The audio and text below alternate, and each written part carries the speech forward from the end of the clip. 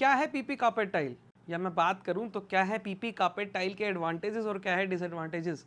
आज की इस वीडियो के अंदर मैं आपको डिटेल के अंदर बताता हूं कि पीपी कार्पेट टाइल बनती किस चीज़ से है और कहां कहां पे हम इसे यूज़ कर सकते हैं और कहां पे हमें इसे यूज़ नहीं करना चाहिए।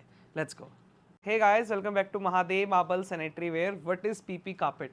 कार्पेट इंडस्ट्री के अंदर पीपी जो कार्पेट्स हैं वो काफ़ी डिमांड में है क्योंकि इकोनॉमिकल है, इजी टू क्लीन है, ड्यूरेबल है और सबसे अच्छी बात इनके अंदर काफ़ी सारे डिज़ाइंस अवेलेबल हैं, वो भी काफ़ी कम प्राइस में।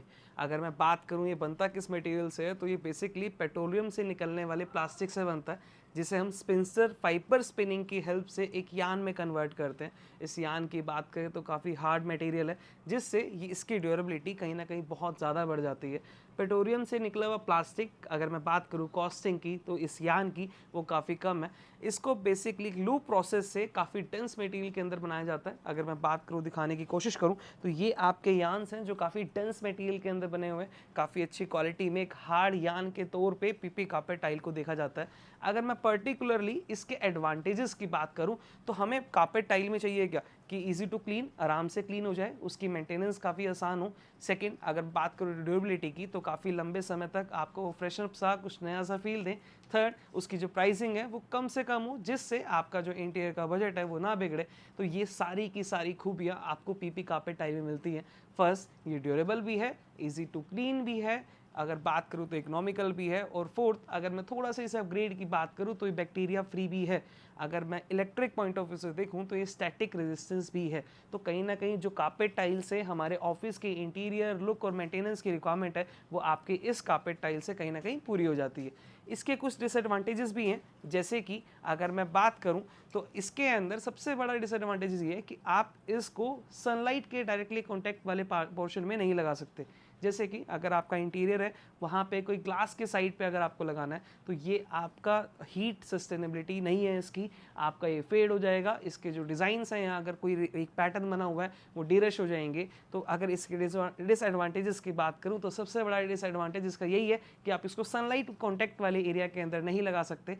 सेकेंड, अगर मैं बात करूँ, ये हार्ड तो है, मतलब इसको तोड़ना या टेयर आउट करना मुश्किल है, बट अगर इसको बात करूँ इसके डिज़ाइन के फ्लैटर होने की तो वो बहुत ईजिली हो जाता है। इसका मतलब अगर आप अपने इंटीरियर के अंदर डिज़ाइन पर्सपेक्टिव से कोई चीज़ को देख रहे हैं तो पीपी कार्पेट टाइल डिज़ाइन के पर्सपेक्टिव से लॉन्ग टर्म नहीं है। तो अगर आपको डिज़ाइन पर्सपेक्टिव है तो पीपी कार्पेट टाइल को थोड़ा सा आपको अवॉइड करना पड़ेगा।